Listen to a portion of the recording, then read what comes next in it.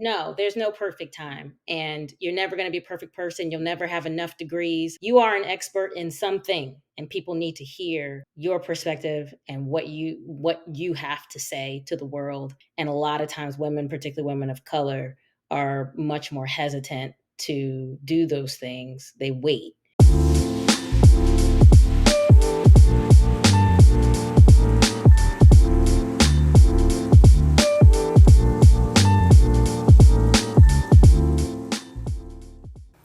What's up, y'all? I'm Lauren. And I'm Adrian. And this is the Two Mics, Two Glasses podcast, where two best friends discuss business ownership and life.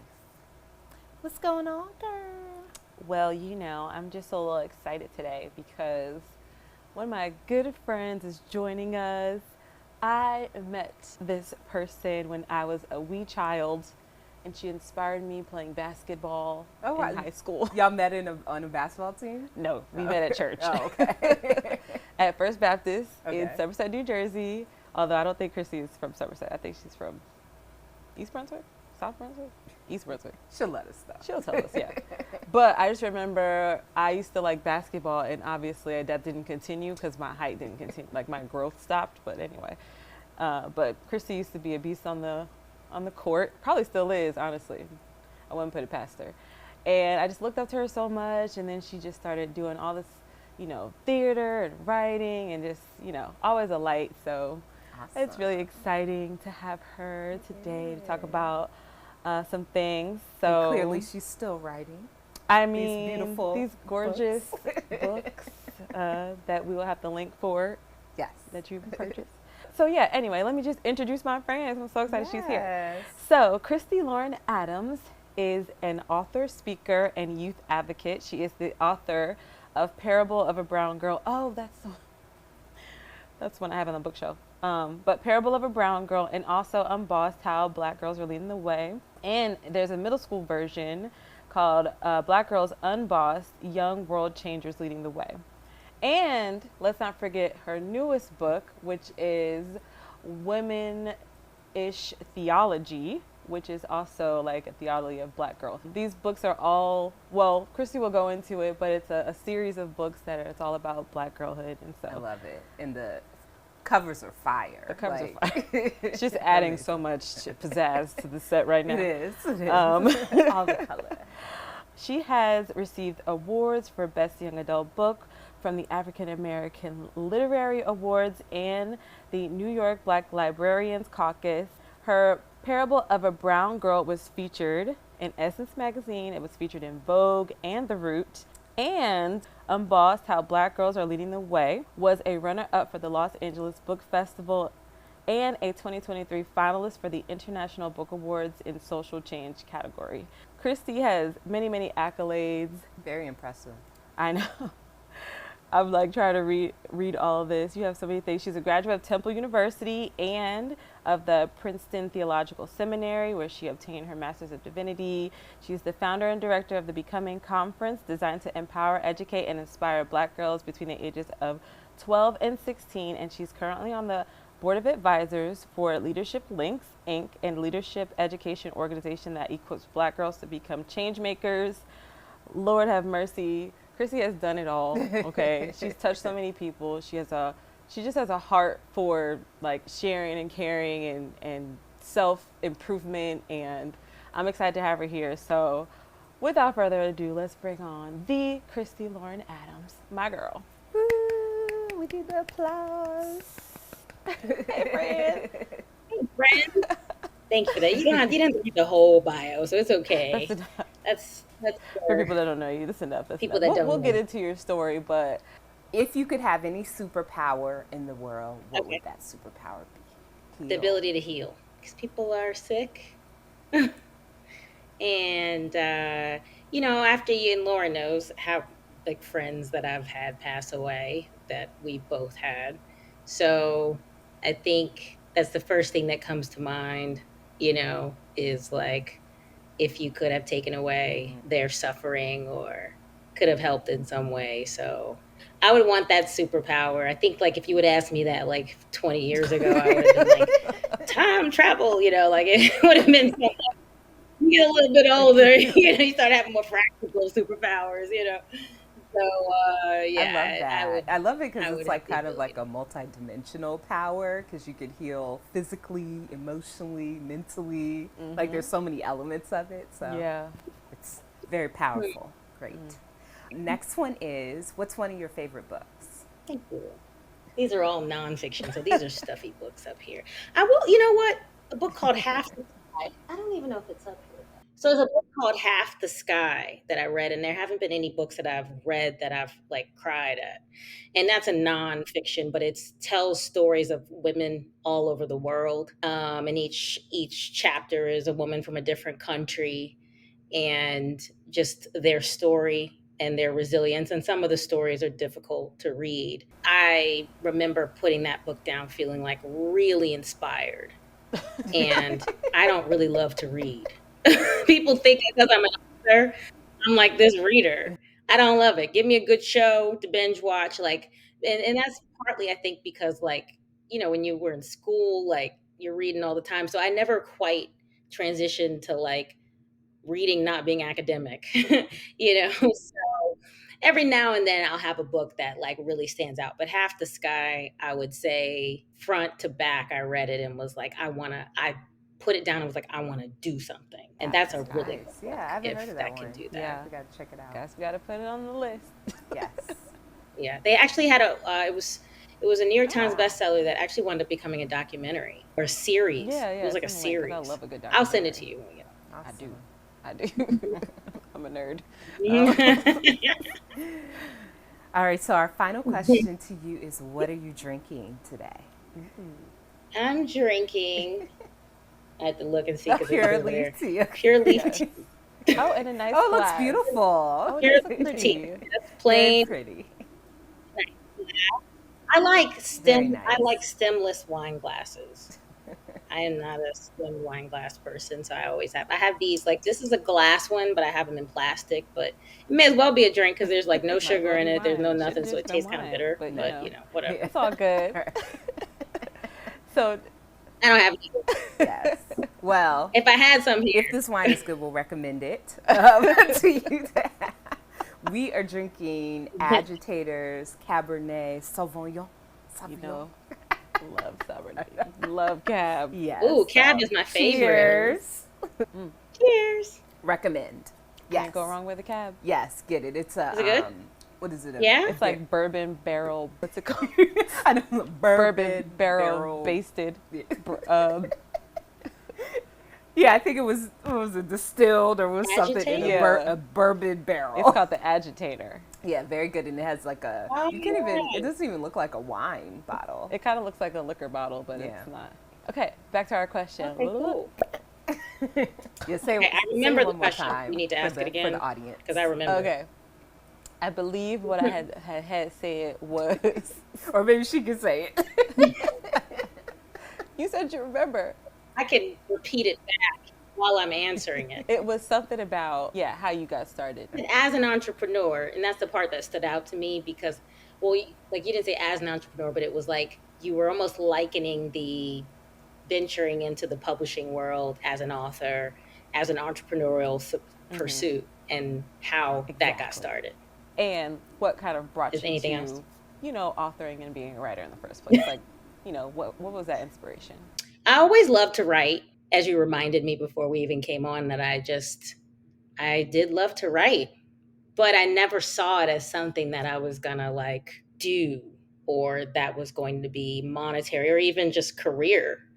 So I started off writing plays. When I was in college, I took an intro to playwriting class and I just liked it, you know, and I started writing plays and had some friends and some other peers help put on those plays and make them come to life. It was just a creative outlet for me, and I enjoyed that. And I continued You're that good after at it. college I when feel I like was at seminary. I have a Well, T-shirt or thank you, something. friend. What is When I was at Yes, seminary, I do have her story you know, T-shirt. her story, probably her story.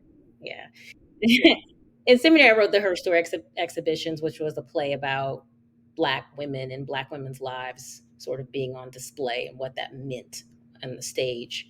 But again, playwriting wasn't, it was just a creative outlet. It was a part of who I was. I was never really trying to make money, or weren't going to really make a lot of money off of that. When I moved to California for 4 years, and when I moved to California, there wasn't like a playwriting industry out there. So I stopped the playwriting for a little bit and I actually ventured into short film, producing short films. And I produced two short films out there that I don't put in my bio because I don't want it to seem like so all over the place. One was called Chivalry is Dead, and another one was called Narrow Road. And those were fun. It wasn't necessarily writing. And then this was maybe around 2011 to 2014, 2015. I came back to DC, to the East Coast, and I did my last play, which was called God and Country at Georgetown University. I say it was a last play because I felt like it was my last play at the time. Like I was like, this is it for playwriting for me. Season is over. During that, I would also blog when blogging was like a thing. I had my own blog. I would write an article here or there on Huffington Post if I got angry about the election, or anything that I wrote one right after the 2016 election. I wrote some pieces, and then as I was writing, my social media following was growing on Twitter at the time. And so there would be certain people of influence that followed me on Twitter that would retweet. So, for example, a woman named Rachel Held Evans, who had a huge following, who passed away a few years ago. But Rachel Held Evans had a really popular book called Searching for Sunday. She had a few really popular books. So Rachel connected with me online and would retweet my stuff, and then it would build from there. But again, these were just articles here and there. Some I was writing and just on platforms that you can just submit and it just goes up automatically. It wasn't like it was like necessarily sponsored by the site you were putting it on. It was almost like the site like you were allowed to use their name as a way to draw traffic to your own stuff. Anyway, so long story short, during that time, an acquisitions editor from a publishing company reached out to me and said, "Would you be interested in writing for us?" And let me go back really quick. I did write a book before, and I forgot. This was in 2013 when I was in California. I wrote a book called The Misinterpreted Gospel of Singleness. Now, I wasn't writing that book to be an author. I wrote that book because it was on my bucket list. Number one, like, That was your hey, first book? I want to know I could do this, right? And so, what would it was my first book, Misinterpreted Gospel of Singleness. I felt really passionate about the college that I was working at. There were a lot of pressure for young women their senior year in college to get married right away, like to have a ring by spring is what they would call it. And so I did a little assessment of my own life, and I'm like, man, would I have made some of these choices as far as my dating is concerned if I didn't feel this pressure to have to get married like right away, or whatever. So I just sort of assessed all these myths around singleness that were perpetuated by the Christian community. It also aligned with me wanting to write something to say, hey, I can write a book, or I can write something that is like you can put into a book. I self-published that. I wasn't really looking for a publisher. I didn't know anything about the publishing industry. And but Amazon has I don't know if they still have what they called at the time Create Space, a self-publishing. There's a whole lot of self-publishing companies out there now. And there's some too that are like starting to do more marketing promotion and support for their authors, right? They may not have money, but they're supporting them. It wasn't like that all those years ago. And so I was really impressed with Create Space. I spent the summer, I had the summer off from work and just wrote the book. And I never thought the book was going to go really beyond the Azusa Pacific University community, because that's really who I wrote it for. I put it out there. Of course, Lauren had it and a few other people.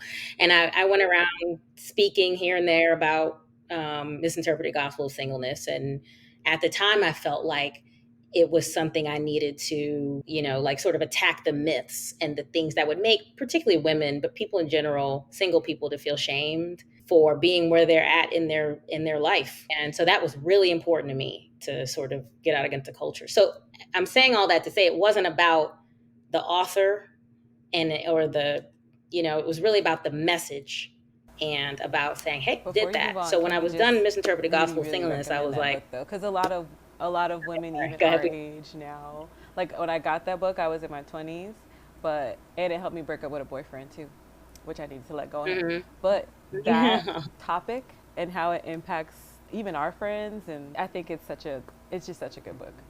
It's a very helpful to help women to kind of be free of the like the pressure, like you said. Like, I recommend it. Please buy it. Please Were read you it. feeling the breaking up I with the think boyfriend thing? Were you feeling like for society reasons or for I felt like, impressions that you needed to yeah, be in a relationship, or like what was it? I felt pressure because we had been together for like a couple years at that point. I was like, oh, I gotta start over. I'm not gonna find nobody who loves me like he loves me. It was like a couple of different things working, like maybe like self image or esteem stuff I needed to work on in addition to, not from my parents, but definitely like societal pressure. And then looking around at the pool things, Yeah, dating pool was not too pretty, a little wasn't murky. little murky waters. So then I was like, oh, is Right. it, I remember having a conversation with Khristi called, and she was like, be free. I feel like, I don't know I don't even know how I don't know. We got a fourth guest here. Oh, That's hi. you know what? So, Chrissy, did writing that first book, did that like just Okay. open up your desire to write more, or Okay. what happened after Yeah, that I'm book sorry. and the response to that book? I cut off your Well, story, but please continue. Yeah. no, it's okay. No, you didn't, and you're not the only person that had a breakup after that. I What are got a you lot of saying in that, the book? which is really interesting. But you know what? What's crazy is then like I got a lot that broke up, and then like Yeah, have these healthy because marriages you now. So married. I feel really good about that. I feel a boy. I can think of a That's guy. I amazing. think of Great. and That's great results. 2 women now at least. So that said, I did not want to write after that because I didn't see myself as like a writer. I just saw that I wrote a book. And then because I wasn't published and I didn't know anything about the publishing industry, just sort of let it go and was just really happy with that, with that outcome. And so later, when the acquisitions editor reached out to me on Twitter and said, "Hey, would you think about writing a book?" It's like Misinterpreted Gospel Singleness. It was almost like a project. I didn't see it as a book. So even when she reached out to me and said, "Would you want to write?" I was like, "I don't have anything to say in a book." And then I wrote a whole book. But mission focused when I wrote. Like it's like we got to get this word out. We got to these, break these curses, and really I would tell people when I would speak on the book and say, I'm trying to save marriages. Like I'm you know what I mean? I'm not even trying to this isn't even about singleness. This is about healthy marriages. And so anyway, so I saw it as very missional. And so when she reached out, I said, she said, well, why don't we talk? Because I was like, I don't think I have anything to say. And she was like, let's talk. We Skyped at the time. And interestingly enough, I was home after I left California and was in DC for a bit. I didn't stay in DC because I don't know if you remember, the school I was working at wouldn't give me a raise and I needed to move off campus. You remember that place I lived, Lauren. And so I ended up going back to New Jersey and just trying to figure it out. And when I was there, I worked a few part-time jobs. And one of the part-time jobs was at a counseling center called Christian Wellness Center, where I was a pastoral counselor. And mothers and fathers were bringing their teenage daughters to me. And part of the reason why they hired me was because there wasn't anybody to work with young people. And it was just, I would get girl after girl after girl. But they changed my little life, just sitting having hour-long conversations once a week with teenage, black girls just trying to figure out life, trying to navigate their difficult situations. I mean, we had some real good one-on-one, no audience combos where I felt like it was ministry. And so I always said, if I ever had a platform to center these stories in some way, then I would do that. So it just intersected when the woman reached out to me about the book. And as I thought about it, I was like, maybe I will use this as the opportunity. I said, I wanted to write a book called Parable of the Brown Girl. And fun story is that I pitched Parable to them and they rejected it. That was fun. I love to tell that story. So we worked on the little proposal. She sent it to her team And the team wrote back and said, probably not going to be a fit for us, but could she write about girls of all ethnicities and then put in some stories of Black girls? And I was like, no. Like, hell no. Because what I'm saying is that Black girls always have to share the spotlight, or they have to share. And I'm saying their stories deserve to be centered. So you're basically asking me, what I'm saying is the issue. You're asking me to push them to the side and to have them share. I got so mad after that. I was like offended that I wound up doing the research. Like, now I have this proposal that I worked on. And I'm like, what do I do? I knew nothing about the publishing industry. And I was like, I'm going to email two publishing companies that I had heard of. One was InterVarsity Press, because a lot of my Twitter friends were writing for InterVarsity, and then one for Fortress Press, which were a lot of authors that I read in seminary were from Fortress. And I went on their website, and they both took unsolicited manuscripts, meaning you didn't need to have an agent, which was very rare, by the way, at the time. It's not as rare anymore.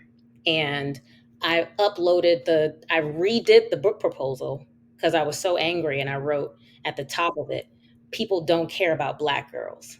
And I wrote this very hard hitting, I don't have anything to lose. I'm so mad that these white people asked me to have them share, and said, that the demographic was too narrow, was what they said. They're not a narrow demographic. So they both got back to me favorably, but I wound up going with Fortress because I felt like in academic circles they were more respected, even though they were going to pay me less. I wanted to, they were going to pay way less. And so I wanted to establish myself as like a thought leader. And because I don't have a doctorate, I wanted to have the publishing company behind my name that was InterVarsity felt kind of evangelical, and they published a lot of books and they had a lot of money. And I was like, I'm not evangelical. I don't want to align myself with that. I wanted to align myself with the Wow. academy. So that was how it started. So in that story, I heard. I'm sure you're enjoying this episode, but we wanted to quickly pop in to let you know about the cool swag we're wearing today. AMW Apparel is a line of inspirational and entrepreneurial clothing for those looking to stand out and make a statement to their following. We provide comfortable and high-quality t-shirts, sweatshirts, tank tops, and more. Enter code 2mics2glasses, which is the number 2, MICS, the number 2 again, GLASSES, with no spaces, for 10% off your first order at shopwithamw.com. Link in the description. We appreciate your support.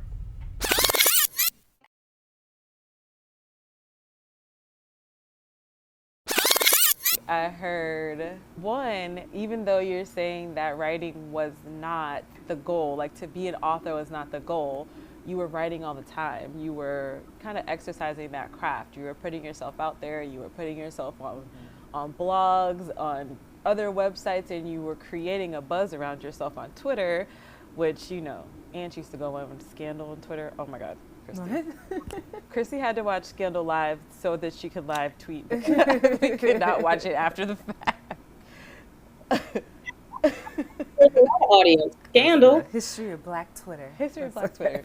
But I'm hearing even though, the goal was not to be an author, you still really exercised your craft in a way that kind of had you extremely prepared for the moment where you're like, I'm going to do this, right? So right. I know that this interpretation of singleness was, again, like a passion project, but also can I be an author if I really wanted to? Let me stretch this thing and see if it works out. And I did want to kind of ask you about self-publishing as an option and what that looked like. But the point I was trying to make with all of that is, even though you may not have seen I was going to say authoring, that is not a word, is it?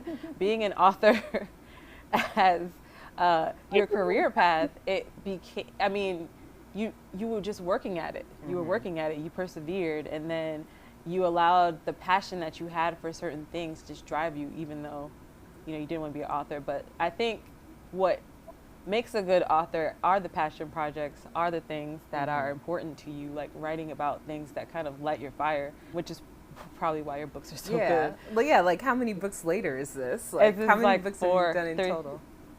5, 4. Singleness. Yes, Well, are we yes. You counting have to count Misinterpreted? Misinterpreted. Why? Stop trying to discount my favorite. No, I'm not discounting it. I'm saying you know. So there's Misinterpreted. There's Parable of the Brown Girl, and then there's Unbossed. But there's two versions of Unbossed. There's an adult version, and then there's a middle grade version, which you have on your table. And Wow. then there's Yeah. Womanish So, Theology. Christy, so this series that we're doing is about like how to get started. So your journey as an author, as a ministry leader is like so inspirational. But I guess let's start with what would be some tips you would recommend for people to know or have if they wanted to get started as, Yeah. writing their first book. And I think like a part of this, I think like kind of touching on self-publishing would be really helpful because a lot of people don't have the access to Yeah. publishing. For starters, thank you both. This is confirmation for me because I've been thinking about next steps. I've been talking to my friend Kim. We've been thinking about hosting a writers retreat because so sort of a mind. She's a yoga expert. She's always in Bryant Park with thousands of people doing yoga, and so she calls herself.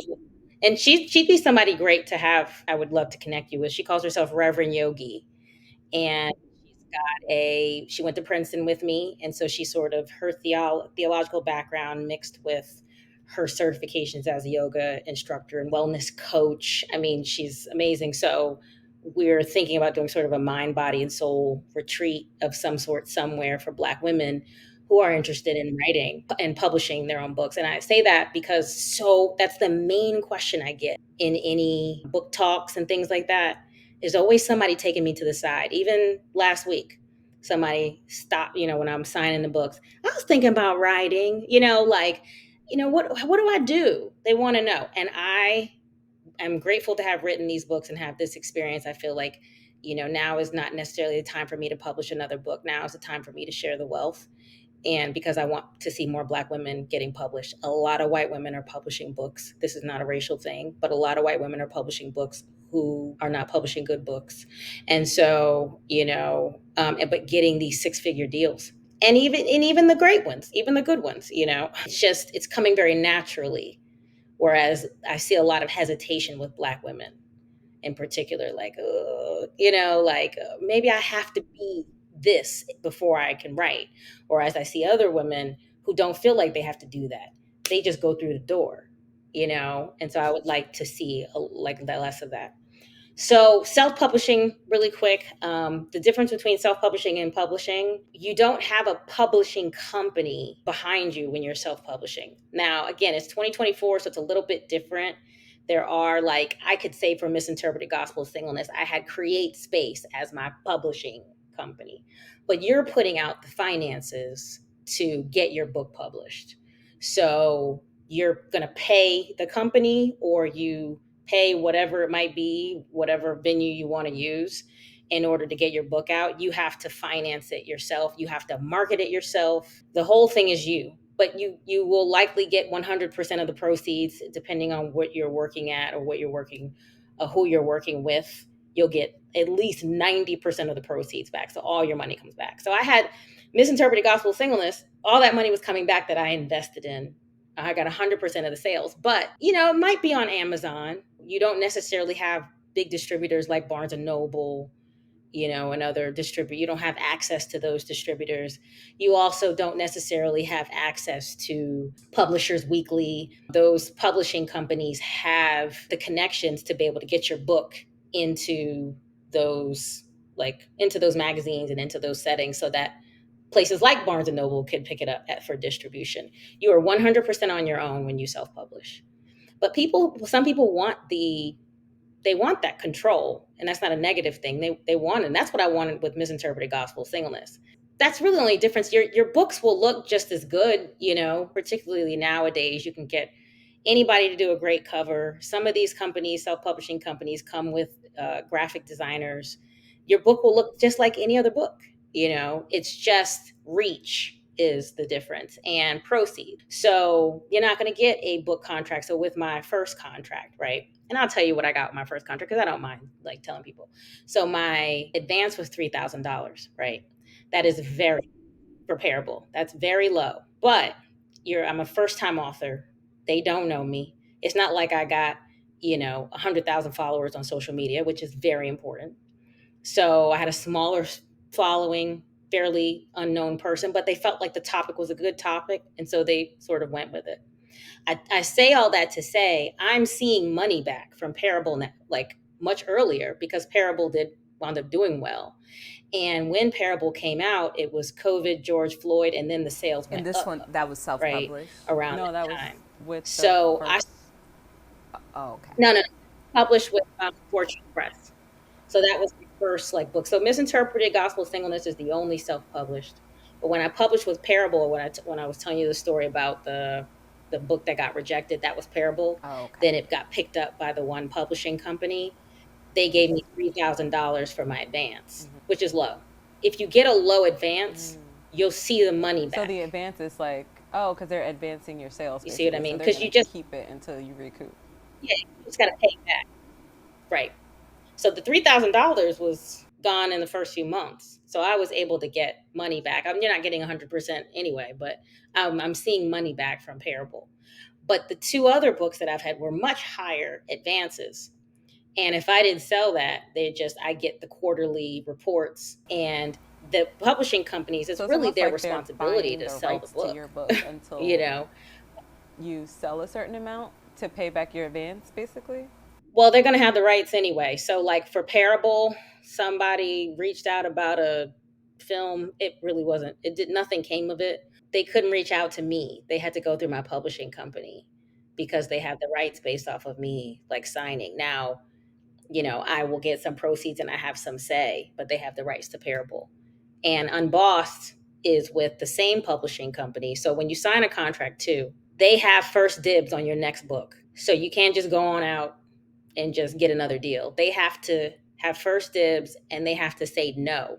Then you can go out and shop it. So I automatically, they gave me another contract, they gave me more money, and I automatically went with the second company. But I wasn't really that happy with the marketing for the second book. And I just wasn't really happy with the experience in general. And so I wound up getting a book agent. So I was so real solo for Misinterpreted Gospel. For Parable of the Brown Girl and for Unbossed, I was still doing my own negotiating. I didn't need a book agent. But when I was wanting to get out of this last book contract, I went and found a book agent. I wound up letting that agent go because it felt like she had a lot of authors and they were all popular, and I felt like I wasn't getting gonna get attention, and I wasn't really getting much response, and I felt really convicted about being represented by a Black woman, and I should have went with my gut the first time. And so after the first sort of failure, I found Embolden Agency. Javon Bolden is the founder and director of Embolden Agency, and she's got a lot of different book agents, and she's my book agent, and that experience has been great. I haven't had to do anything. She got me out of the last contract, she got me into the new contract. I think also when you go with, I mean, Mhm. obviously it's not a race-based thing, but sometimes when you go with, especially with the type of books that you're writing and the audience for those books and who it's about, like just going with someone who can understand your vision and I guess communicate it even better is just so important. So a lot of Mhm. the things I got from what you just said is that's a lot. You're dropping a lot of gems here because there are some things I didn't even know about publishing, but like you have to be strategic. So you were really strategic about the reputation that you might get with the publisher you went with. So you went with Fortress, Mhm. apologies. You went with Fortress. Fortress. So that's Fortress. like, okay, do I choose money? A lot of people would have seen the money and decided that that was the better choice for them. But you were really thinking about, okay, what is this going to mean for me in the future?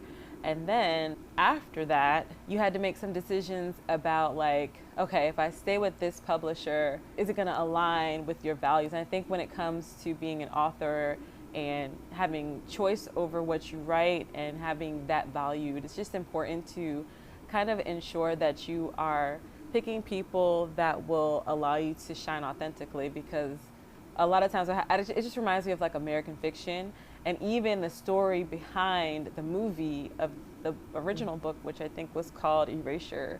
Exactly what you said, like having the rights to the movie. I don't know if the movie shined in the way that the book necessarily did, and I think there may have been like some turmoil, not turmoil, but just discourse around, okay, this is not necessarily showing the book in the light of what it was supposed to be. And so the movie is now kind of going to overshadow maybe the book's original message, but you just have to be extremely strategic and understand and read your contracts and know what you're getting into when you're choosing all these people to represent you, and realize that, you know, if you are going to write and lend your voice to the world, like what do you want that to look like? And you really have to have an understanding of self vision and mission. And I think you do have a really like deeply rooted image of your mission, vision, statements, basically, because it comes across very authentically, in my opinion. And you're making your decisions really based on wanting to continue to be that authentic. If you think of it from a music perspective too, like you can very easily lose yourself and be pressured into doing or writing or, you know, getting into things that don't necessarily align with your values. So keep that in mind. Definitely. 100%. I agree with all Yeah. that. Well, I think we're coming up on time, but Chrissy, do you have any kind of final words of advice or recommendation for people who are interested in getting started with publishing, Mm. their first book? I was my biggest obstacle. Usually we are the imposter syndrome. You're never going to be the perfect person to write. It's never going to be the perfect time. It's never going to be the perfect season. Like, and what winds up happening is we wait and put things on hold until we get to that place. And just that has to go out the window. That's always my main form of advice. I remember like when I first started writing Parable, because again, it was my first book, I was looking up book writing apps. Like, what kind of apps are there where I can type in my book? And then one day I was like, Microsoft Word? I mean, it was so silly. You know what I mean? Like, where I was like, Just no, it's a right. Word document. Just open it up, you know? Or it's like, when am I going to start? It's going to be a beach, like, and the weather's gonna be perfect and nothing wrong is gonna be going in my life, like I'm gonna have a clear mind. And it didn't happen that way. When I signed the contract for Parable the Brown Girl, I had just started work at a boarding school 24/7, living in a girls' dorm. One of my best friends from high school, Andre, died a week after I signed my contract.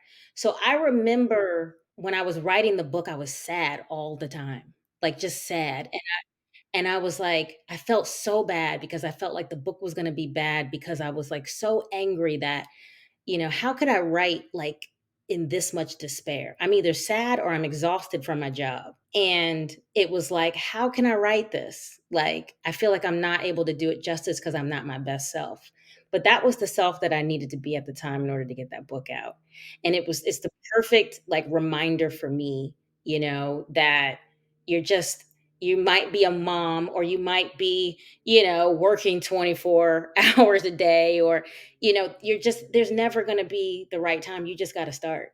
You just got to jump. You just got to do it. Every process is going to look different. Every book's process has been very different for me. But I hear so much. I want to write, but and it's like if you want those buts to get in the way, then that's okay. Just like sort of embrace that and accept that, but those things aren't in the way, like, so when I wrote Parable, I was talking into my phone in the car if I had a thought, and then I'd email it to myself and put that in. If I was in bed at night and got a thought, I was talking into my phone.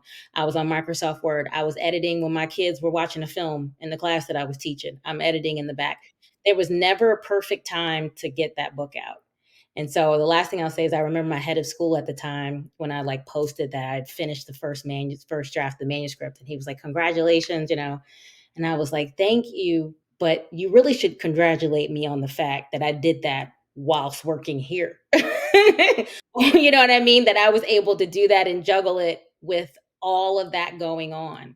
So, no, there's no perfect time, and you're never going to be a perfect person. You'll never have enough degrees. you are an expert in something, and people need to hear your perspective and what you have to say to the world. And a lot of times women, particularly women of color, are much more hesitant to do those things. They wait. And I don't think we need to wait. I think we need Very to be well publishing said. books. Very well said, my lord. Man, what are we toasting to? Well, first, before we get there, Okay. Oh yeah. how can people find you? Yes. And well, it sounds like your next big project is a writing retreat, which I wish I wanted to be an author. I want to go on the retreat. I don't really want to be an author though, but can I? Maybe you'll go on the retreat and decide that you want to publish your self journey, self Maybe story. it's on the street. There's I gonna don't be know. If yoga. I go on the retreat, I'll want to. Can a Chat GPT write my book? Oh, Is the Lord. question. No, is that a? Is it GPT is gonna be writing some people's plagiarized? books. I don't know. I don't know. I don't know. Y'all might have the same exact chapter. Somebody else.